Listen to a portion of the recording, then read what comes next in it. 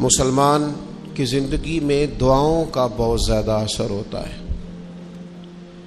دعائیں لگ جایا کرتی ہیں، دعائیں اپنا رنگ دکھایا کرتی ہیں، دعائیں اپنا اثر رکھتی ہیں، اور انسان کے گرد جو چیز حصار بن کر اس کی حفاظت کرتی ہے وہ بھی دعا ہوتی ہے۔ دعائیں کرنی بھی چاہیے۔ نبی کریم علیہ السلام نے فرمایا جو اللہ تعالیٰ سے نہیں مانگتا اللہ اس سے ناراض ہو جاتا ہے۔ دعائیں کرنی بھی چاہیے، دعائیں کرانی بھی چاہیے، اور دعائیں لینی بھی چاہیے۔ معاشرہ جیسے جیسے تیزی کی منزلیں طے کرتا ہے اور جیسے جیسے لوگوں کے ذہن گھٹن کا شکار ہوتے ہیں اور مزاجوں کے اندر جیسے جیسے دین سے دوری واقع ہوتی ہے اور روحانیت سے لوگ جیسے جیسے دور ہوتے ہیں، مختلف قسم کے وسوسوں کا لوگ شکار ہوتے ہیں۔ ایک وسوسہ لوگوں کے دلوں میں یہ بھی پیدا کیا جاتا ہے کہ جب اللہ تعالیٰ سب کی سنتا ہے تو کسی سے دعا کرانے کا کیا مطلب ہے؟ بالکل صحیح بات ہے، بڑی عمدہ اور اعلیٰ بات ہے۔ اللہ تعالیٰ سب کی دعائیں قبول فرماتا ہے۔ اللہ تعالیٰ اپنے ہر بندے پر اپنی شان اور اپنے فضل کے مطابق رحمت فرماتا ہے، اس میں کوئی دو رائے نہیں ہے۔ لیکن قرآن مجید خود فرماتا ہے کہ رب کے کچھ بندے وہ ہیں جو اپنے مومن بھائیوں کے لیے دعائیں کرتے ہیں۔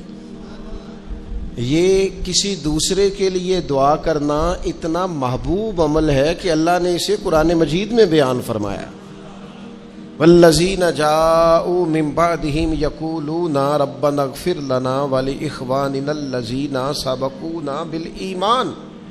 فرمایا وہ جو ان کے بعد آئے وہ عرض کرتے ہیں رب کی بارگاہ میں کہ اے اللہ ہمیں بھی بخش دے اور ہمارے ان بھائیوں کو بھی بخش دے جو ہم سے پہلے ایمان لائے۔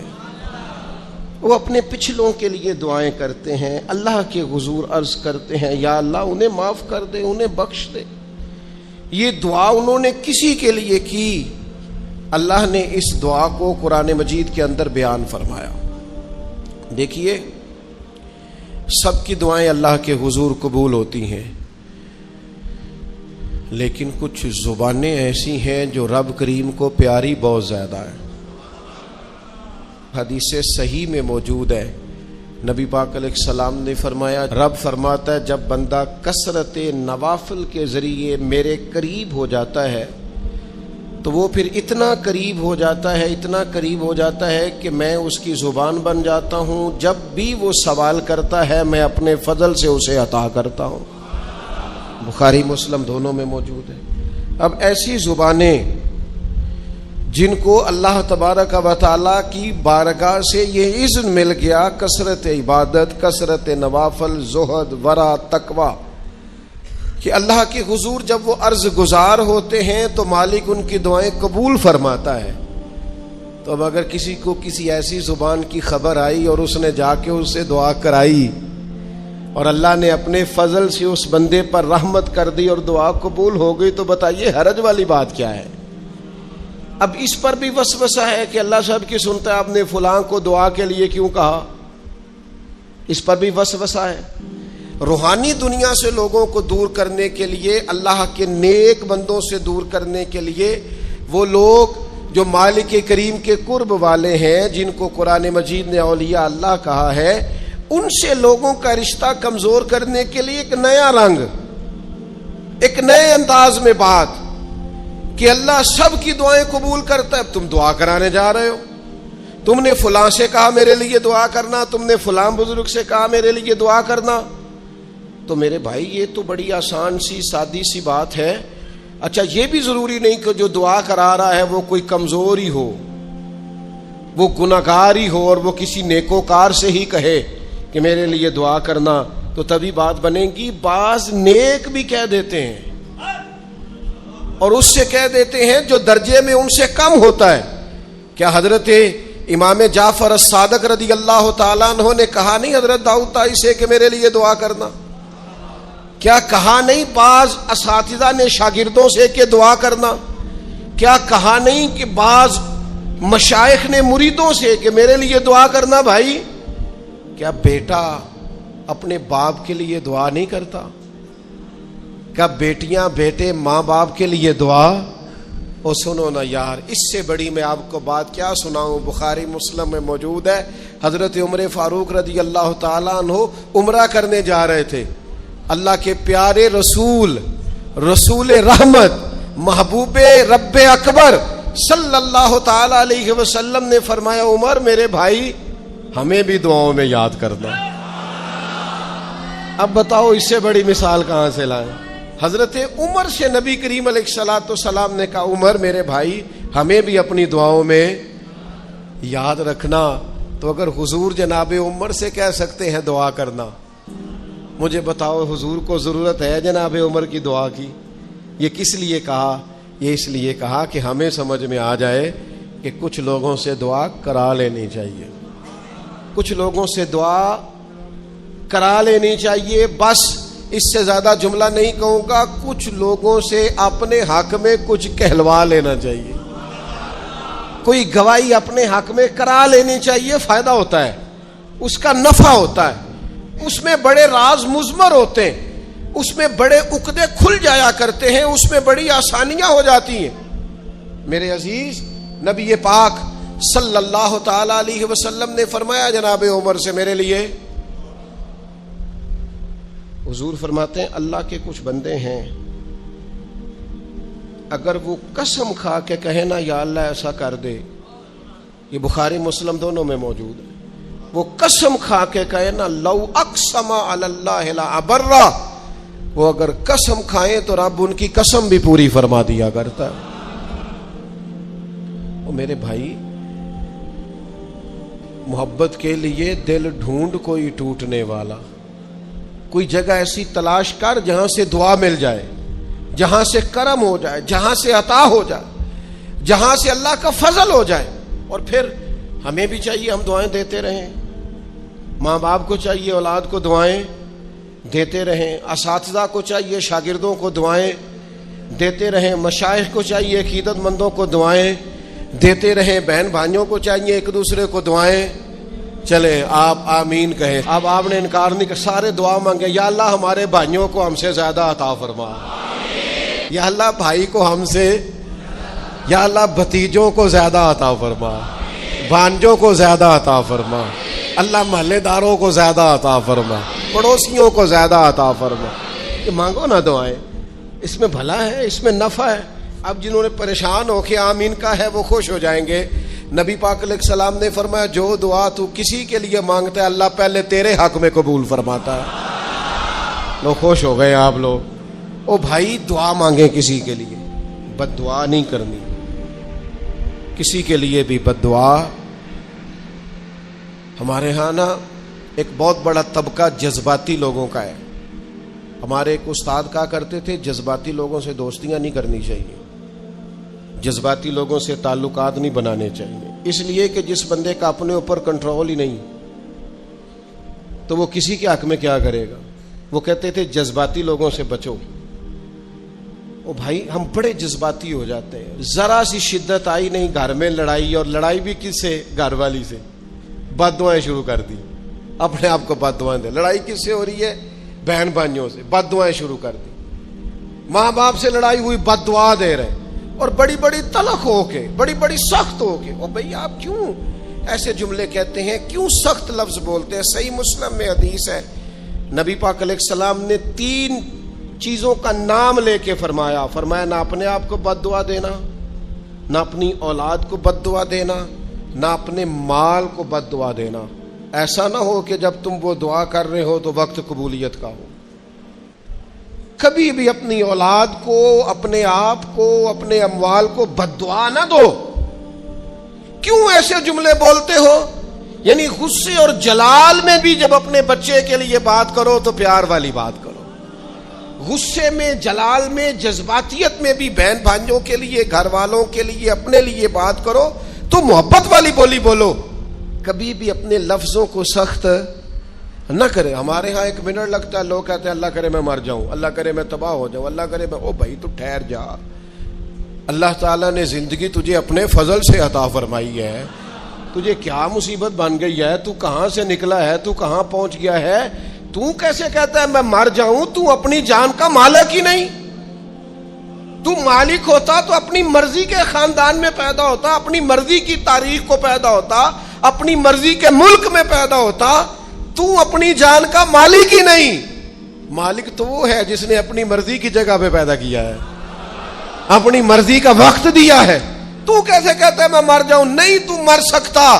اپنی مرضی سے مرے گا تو خودکشی حرام ہے, اور رب رسول کے رستے میں مرے گا تو شہادت کی موت نصیب ہوگی, ہمیشہ کی زندگی ملے گی. وَلَا تَقُولُوا لِمَن يُقْتَلُ فِي سَبِيلِ اللَّهِ أَمْوَاتٌ. لہذا جذباتیوں کی بد دعائیں کرنا اور سخت بد دعائیں کرنا. میرے ابا جی بھینس کو بد دعا دینے سے بھی منع کرتے تھے, اور میں کبھی کبھی حیران, جب ہم نے یہ حدیثیں پڑھی نا بعد میں کہنا سا یار ان پڑھ بندے نے کی تو سبق لیا سی. جانور کو, بھینس کو, وہ کسی وقت وہ تنگ آتے نا تو کوئی سخت لفظ کہتا تو کہتے نا بھائی مال نو بد دعا نہیں دئی دی. تو اس وقت تو مطلب سمجھ نہیں تھی کہ یار مطلب مال نو بد دعا نہیں دئی دی, ایڈی کیڑی میرا مطلب ہے مشکل ہے ان بندہ ماجی نو بھی مندہ نہ آکھے. لیکن وہ جب روایات پڑھی بعد میں تو سمجھ آئی کہ کچھ علوم کتابوں میں ہیں, اور چونکہ مسلمان سینہ بسینہ آ رہے ہیں تو کچھ تربیتیں ایسی ہیں جو لفظوں میں تو نہیں, لیکن بڑے بوڑھوں نے جو سنا سیکھا ہے وہ اپنے پلے سے باندھا ہوا ہے. انہوں نے اپنی گرہ سے اچھی طریقے سے کر کے باندھا ہے. بد دعا نہیں, آپ دعا کریں, آپ اچھے لفظوں میں. اور کوئی بندہ مل جائے نا, میں ویسے میں نے کئی دفعہ کہا ہے, پھر کہتا ہوں, آج کل نا کوئی میرے جیسے بندے کو چلو اونچی کرسی پہ بیٹھتا ہے, نماز پڑھاتا ہے, پگڑی باندھتا ہے, تو کوئی بندہ نیک سمجھ بھی لے تو دعا نہیں کراتا, فوٹو ہی لیتا ہے. پہلے لوگ دور سے آتے تھے تو آگے کہتے تھے دعا کرانے آئے. اب وہ کہتے ہیں بڑی دور سے چل کے آیا ہوں جی, بڑی مہربانی. تو کہتے ایک فوٹو مل جائے گی. وہ اللہ کے بندے, ہم دعا دے رہے ہیں تو فوٹو لے رہا ہے. پھر ایک اور گل آج کل بڑی عام ہے, وہ کہتے جی ذرا یادگیری رہندی ہے. تو میں کہ غوث پاک دی تے کوئی فوٹو نہیں, سانو تے ہر ویلے یاد رہندے نے, کوئی فوٹو نہیں, ہمیں تو کبھی نہیں بھولے. خواجہ اجمیر کی کوئی فوٹو نہیں, ہماری نس نس میں آباد ہے. امام اعظم ابو حنیفہ کی کوئی فوٹو نہیں, لیکن ہم تو حنفی ہیں, ان کا نام لے لے کے جیتے ہیں. میرے حضرت صاحب کے ساتھ کوئی فوٹو نہیں. جرت ہی نہیں تھی, اتنے قابل ہی نہیں تھے کہ ساتھ کھڑے ہو سکے. وہ میرے گھر کبھی نہیں آئے, اور میں سمجھتا تھا گھر اس قابل بھی نہیں کہ اتنی بڑی ذات کو میں کہوں کہ تو میں کو جیتے دل بر سونا. اور کتنا سونا, او سونا تے رج کے سونا, تے سونا جی میں سویرا. میں کو جاتے رج کے کو جاتے کو جا جی میں ہنیرا. کبھی اتنی ضرورت ہی نہیں کی. اتنی طاقت کے ساتھ کھڑے ہو کے کہیں کہ میں تیرے برابر ہوں, تو فوٹو بنا. اتنی ضرورت کبھی ہوئی نہیں. کیا کریں, دور بدلا, حالات بدلے, زمانہ بدلا, طور طریقے بدلے. وہ کبھی لوگ مشائخ کے پاس دعائیں لینے جاتے تھے, کہتے تھے ہم آئے ہیں کوئی دعا کر دے. وقت بدل گیا, 30 سیکنڈ کی ویڈیو رہ گئی. او خدا کے بندو, تھوڑا سا روحانی زندگی کی طرف آؤ, روحانی زندگی کی طرف. او بھائی دعائیں کرائیں, اپنے لیے گواہیاں پکی کریں, اپنی والدہ سے, اپنے والد سے, اپنے دادا سے, اپنے نانا سے, اپنی نانی سے, اپنی دادی سے, اپنے بہن بھائیوں سے, اپنے دوستوں سے, اپنے مرشد سے, اپنے استاد سے دعا کراؤ. ان سے کہو ایک دفعہ میرے لیے ہاتھ اٹھا دے اللہ کی بارگاہ میں. میں صحیح روایت پیش کرتا ہوں, میرے نبی کریم نے فرمایا تھا عمر فاروق سے, سیدنا عمر سے, قطعی جنتی عمر جن کا حضور جنت میں محل دیکھ کے آئے. نبی کریم نے فرمایا تھا عمر, لوگ حج کرنے آئیں گے, جہاد کے لیے آئیں گے, اگر یمن والے لوگ آئے اور تجھے ان میں سے میرا اویس کرنی مل گیا تو عمر اس سے اپنے لیے دعا کرا لینا. عمر اویس سے دعا کرا لینا, اسے کہنا تیرے لیے دعا کر دے. حضرت فاروق اعظم ڈھونڈتے رہے، ملاقات ہوئی سیدنا ویسے کرنی سے، کہا دعا کر دے یار میرے لیے۔ وہ ڈھونڈو، کوئی بیٹھا ہوا مجھے دور دعا دیتا ہے، میں ڈوبتا ہوں پر سمندر اچھال دیتا ہے۔ او بھائی اپنے حق میں دعائیں التجائیں اللہ کے حضور۔ کچھ لوگوں کی عرض، میں آپ سے عرض کروں، کچھ لوگوں کو دعا لگ جاتی ہے۔ آپ کو جو آدمی بڑا چمکتا دمکتا اجلا نظر آئے نا، اس کا کبھی ماضی ٹٹولو گے نا تو کبھی کوئی اس کے گھر سے روٹی کھا گیا تو فقیر اور اس نے ذوق سے کھلائی تھی، کبھی پیچھے سے ٹٹولو گے تو کوئی روٹی کھا کے دعا کر گیا تھا، کوئی چند گھڑیاں دروازے پہ رہا تھا، اس نے نیکی کی تھی دعا کر گیا تھا۔ کبھی ٹٹولو گے ڈھونڈو گے تو بیمار ماں نے کسی کو دعا دی تھی کہ پتر اللہ تیرے اوپر فضل کرے، کسی کے بوڑھے باپ بیمار نے دعا دی تھی اللہ تجھے کسی کا محتاج نہ کرے، کسی نے دعا دی تھی۔ وہ دعا ہے جو اس کے دائیں بائیں آگے پیچھے چلتی ہے۔ حضرت مولا علی شیر خدا رضی اللہ تعالیٰ عنہ گرمیوں میں بھی موٹے کپڑے پہن کے پھرتے تھے۔ لوگوں نے کہا حضور سخت گرمی اور پھر آپ تو بڑے دلیر آدمی، جوان اور گرمیوں میں بھی موٹے کپڑے۔ فرمانے لگے نبی کریم نے دعا دی تھی کہ اللہ علی کو موسم کی شدت سے بچا کے رکھنا، موسم کوئی بھی ہو علی پہ اثر ہی نہیں کرتا، شیر خدا پہ اثر ہی نہیں ہوتا، موٹے پہن لوں پتلے پہن لوں، اللہ میرے جسم کو موسم کی شدت سے محفوظ رکھتا ہے۔ اپنے لیے دعائیں سمیٹ، چکروں میں نہ پڑھیں، وہ جی صاحب کی اللہ سنتا ہے، کس نے کہا نہیں سنتا؟ لیکن کچھ ایسے ہیں جو ہاتھ اٹھا دینا تو رب کریم قبولیت سے فرماتے ہیں دیر نہ کرنا، ذرا جلدی جانا، قبولیت سے اللہ کہتا ہے۔ کچھ ایسے ہیں جو ہاتھ اٹھا دینا ہاتھ تو اللہ تعالیٰ مرحوم خورشید گیلانی سے اللہ تعالیٰ ان پر فضل کرے۔ کچھ تھوڑا ربط رہا، انہوں نے نا ایک جملہ اپنی والدہ کے لیے کہا تھا، کہنے لگے میری اماں ان پڑھ تھی، اپلے تھاپتی تھی اور ان کا آنچل دوپٹہ بھی کئی دفعہ میلا رہتا تھا، پر مرحوم گیلانی صاحب کہتے ہیں میری ماں کبھی میلا دوپٹہ بھی سامنے کر کے اللہ سے میرے لیے رحمت مانگتی تھی تو مجھے لگتا تھا مالک نے فضل فرما دیا۔ بھائی اپنے لیے رحمت، اپنی والدہ سے، والد سے، بوڑھوں سے، بزرگوں سے دعائیں لیں۔ کچھ دعائیں ایسی ہوتی ہیں جو کرم کر دیتی ہیں، جو آسانی۔ اور ایک دوسرا پہلو بھی ہے، کبھی کسی بندے کو اتنا تنگ نہ کرنا کہ وہ اتنی تکلیف میں آئے کہ وہ خود تو کچھ نہیں کر سکتا، ماڑا ہے، لیکن پھر وہ رات کو اپنے رب کی بارگاہ میں بیٹھ کے کہے کہ تو حاکم و عادل ہے مگر تیرے جہاں میں ہے تلخ بہت بندہ مزدور کے اوقات۔ پھر ایسا نہ ہو غریب ہے، ماڑا ہے، خود تو کچھ نہیں کر سکا، پھر اللہ کی بارگاہ میں تیری شکایت کرے۔ ایسا نہ کرنا۔ میرے نبی پاک علیہ السلام کے درویش صحابی تھے حضرت سعید بن زید رضی اللہ تعالیٰ عنہ، فقیر فاقہ مست، حضرت عمر رضی اللہ تعالیٰ عنہ کے قریبیوں میں سے تھے۔ ایک عورت نے الزام لگا دیا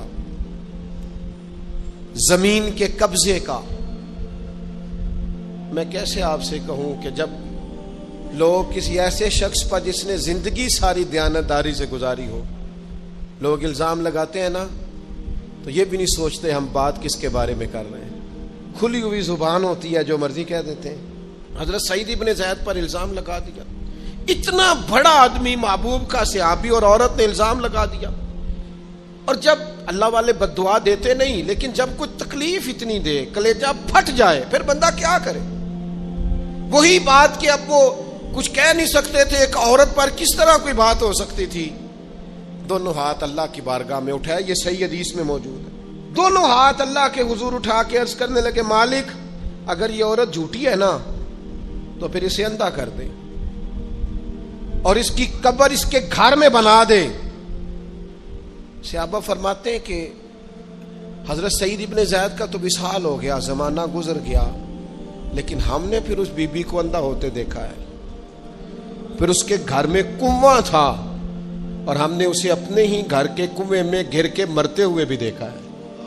اس لیے کہ جب آپ کسی کو تکلیف دیتے ہیں، جب آپ ستاتے ہیں، جب آپ وہ بات کرتے ہیں جو اس بندے میں موجود نہیں ہے، جب آپ جھوٹ بولتے ہیں اپنے نفس کی تسکین کے لیے، جب آپ زیادتی کرتے ہیں صرف اپنی انا کے لیے، تو پھر بعدوں کا دعائے ضرر نکلتی ہے منہ سے، دعائے ضرر، اور یہ رد عمل کے طور پر نکلتی ہے۔ نبی پاک رحمت للعالمین ہے، لیکن جب حضور گزرے نا ایک دن طواف بیت اللہ شریف کر کے، تو کفار نے پھبتیاں کسیں، بار بار بلا بھلا کا، ایک طواف بھی حضور نے کر لیا، دوسرا بھی کر لیا، تیسرا بھی، اور پھر انہیں اوجڑیاں ڈالی، کئی تکلیفیں دی، تو اس وقت حضور نے پھر دعا کی تھی، اے اللہ گن لے ان لوگوں کو، گن مالک ان بندوں کو، یہ اتنی تکلیف دیتے ہیں۔ حضرت صدیق اکبر فرماتے ہیں وہ جن کے لیے محبوب نے اس دن دعا کی تھی وہ چن چن کے بدر میں قتل ہوئے، سارے گن گن کے وہ لوگ قتل ہوئے۔ کیوں ہم کسی کو اتنا ستائیں کہ اس کے منہ سے پھر ایسے جملے نکلیں جو ہم سے سنبھالے نہ جا سکیں۔ حضرت سعد بن ابی وقاص، بخاری مسلم دونوں میں حدیث، حضرت عمر نے انہیں کوفے کا گورنر بنایا تھا، حاکم بنایا تھا۔ کچھ لوگ حسد کی وجہ سے نیک لوگوں پر تنقید کرتے ہیں، اپنے ذاتی حسد کی وجہ سے اللہ کے بندوں کو ستاتے ہیں، پھبتیاں کستے ہیں، زبانیں کھولتے ہیں، اور آپ فرماتے ہیں جس نے میرے ولی سے دشمنی کی میرا اعلان جنگ ہے۔ حضرت فاروق اعظم رضی اللہ تعالیٰ عنہ نے حضرت سعد بن ابی وقاص کو حاکم بنایا کوفے کا، تو کچھ لوگوں نے شکایتیں کی، تو حضرت عمر نے کہا جاؤ پتہ کرو جا کے، معلومات کی، تو ہر بندہ کہنے لگا اتنا اعلیٰ تو بندہ ہو ہی نہیں سکتا جتنے حضرت سعد بن ابی وقاص ہے۔ ایک بندہ کھڑا ہوا، صرف ایک، وہ کہنے لگا نہ تو یہ جہاد میں جاتے ہیں، نہ مال غنیمت صحیح تقسیم کرتے ہیں، نہ یہ عدل و انصاف کرتے ہیں۔ 3 شکایتیں اس نے لگائیں۔ حضرت سعد بن ابی وقاص چونکہ زندگی ساری محنت کی تھی، جہاد کیا تھا، ساری زندگی انصاف میں گزاری تھی، دل ٹوٹ گیا، اللہ کی بارگاہ میں عرض کرنے لگے مالک اگر یہ ریاکاری کے لیے کہہ رہا ہے نا، یہ باتیں جھوٹ بول رہا ہے، تو پھر اس نے 3 الزام لگائے ہیں، تو میں 3 دعائیں کرتا ہوں، اس بندے کی عمر لمبی کر دے، اس کا فاقہ بڑھا دے، اور اسے فتنوں میں مبتلا کرنا میرے مالک۔ یہ دعا نکلی حضرت سعد بن ابی وقاص کی زبان سے۔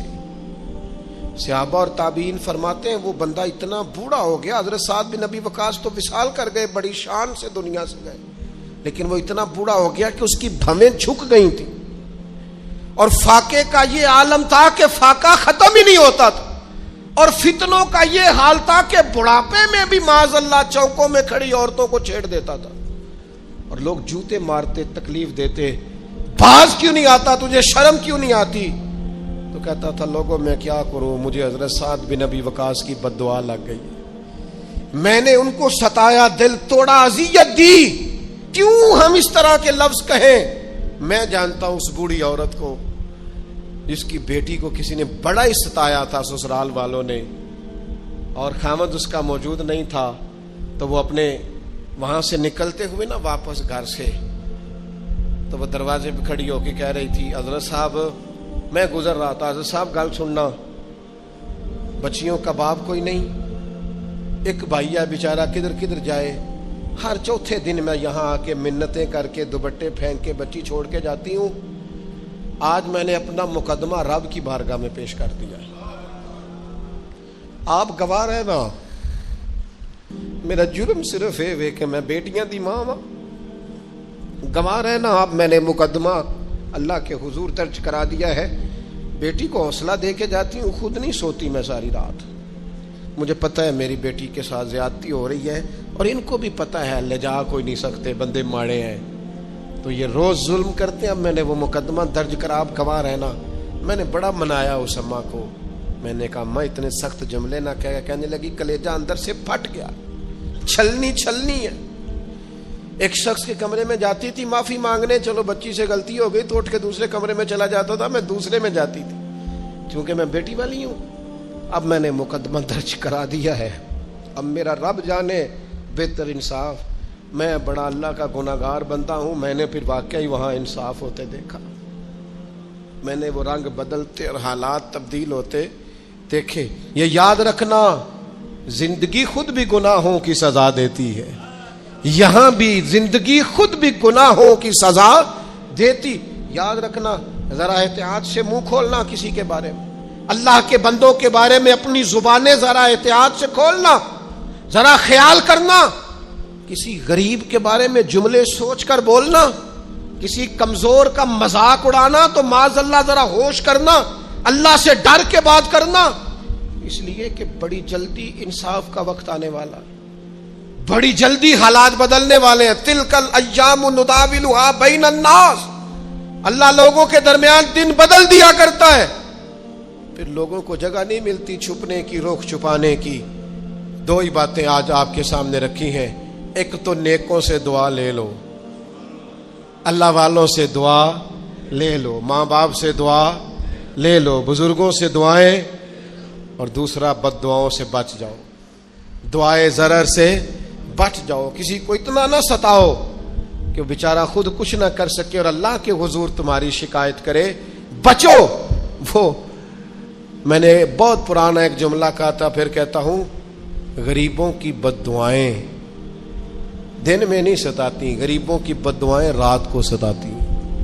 جب اے سی پورا لگا ہو، گھر پورا بہترین بنا ہو اور نیند نہ آئے، اور اپنے ہی گھر سے خوف آئے، اور اپنے ہی مقام سے بندہ بے چین ہو کے اٹھے، اور کبھی چھت پہ اور کبھی نیچے، اور پتہ نہیں مجھے کیا ہے اور پتہ نہیں مجھے کیا ہے، تو پھر وہ استغفار کرے، پھر وہ جس کو ستایا اس سے معافی مانگے، پھر جس کا دل توڑا ہے اس سے جا کے اللہ کی رضا کے لیے معافی مانگ کے آئے۔